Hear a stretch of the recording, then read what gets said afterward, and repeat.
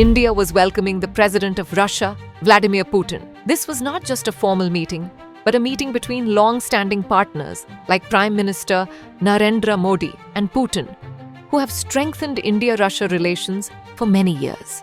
This relationship between India and Russia has remained steady and strong despite global upheavals from time to time. And this meeting was set to further deepen this trust. The world's attention was on this meeting because it took place at a time when tensions had risen globally due to the Russia-Ukraine war. Western countries, particularly the US, had been continuously pressuring India for buying Russian oil. However, despite this, India maintained its diplomatic independence and prioritized its national interests. This is why the outcomes of this meeting were going to be significant for the entire world. After detailed discussions between the two countries' delegations, the picture that emerged was very comprehensive. A total of 16 important agreements were signed, covering sectors like health, maritime transport, customs, media, food, education, defense, and nuclear energy. These declarations were not just confined to paper, but were a broad roadmap that would shape India-Russia relations up to 2030. One clear takeaway from these agreements was that both countries were moving beyond traditional cooperation to shape their relationship according to future challenges and opportunities. In his address, Prime Minister Modi said that taking economic relations to new heights was a shared goal for both countries. Putin also presented concrete data on economic partnership. India-Russia trade had reached $64 to $65 billion, and both countries' target was to increase this trade to $100 billion by 2030. The most remarkable point in this discussion was that 96% of the trade between the two countries was happening in national currencies, which is a quiet yet strong challenge to the global dominance of the dollar in the global economic framework. One of the most important decisions taken during this meeting was the Labour Mobility Pact. This agreement would open up new opportunities for employment, training, and education for Indian youth in Russia. Modi described it as a step that would directly connect the people of both countries. Alongside this, India announced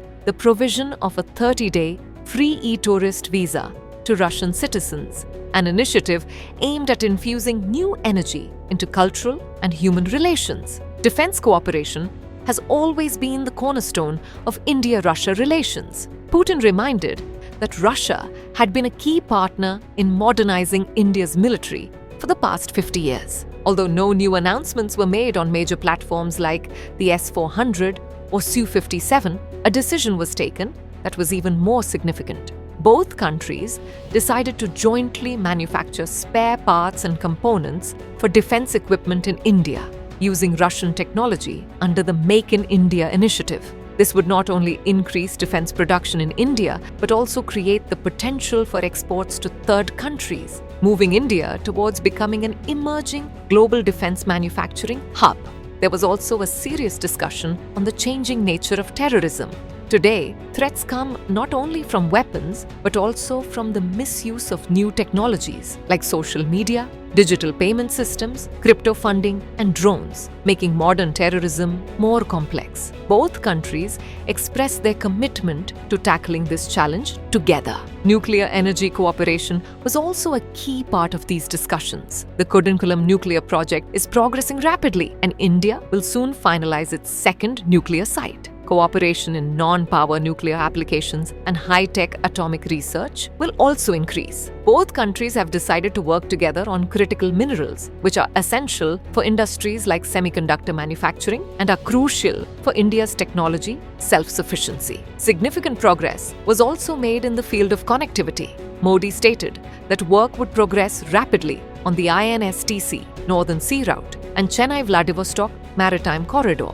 Indian seafarers will be trained to work in polar waters, making India a key participant in Arctic cooperation. This step could have a deep impact on trade, energy, and geopolitics in the future. One noteworthy aspect was that the joint statement did not directly mention the Ukraine war.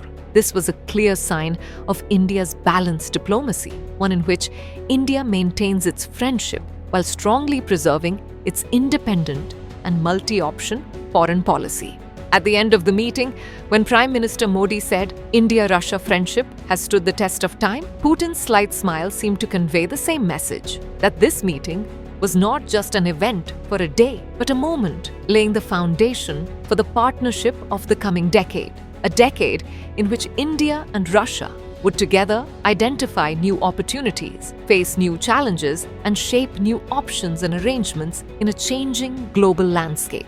Looking at this relationship from a broader perspective at this stage in December 2025, it is clear that the India-Russia partnership has successfully passed every test of time. While the relationship has remained strong in traditional areas like defense, nuclear energy, and space, its expansion into new areas such as trade, technology, education, culture, energy, Arctic cooperation, and connectivity has made it even more relevant. Russia's pivot to the east, its increasing focus on Asia, and India's initiatives like Atmanirbhar Bharat and Make in India have brought the priorities of both countries closer. It is this alignment that has not only kept this partnership relevant, but is also likely to strengthen it in the coming years. So viewers, we end the discussion here and note today's question. How does the 96% trade between India and Russia in national currencies signal a shift in the global financial framework? Analyze its strategic, economic, and geopolitical implications. For more informative content, like, share and subscribe, and do not forget to press the bell icon to get the notifications.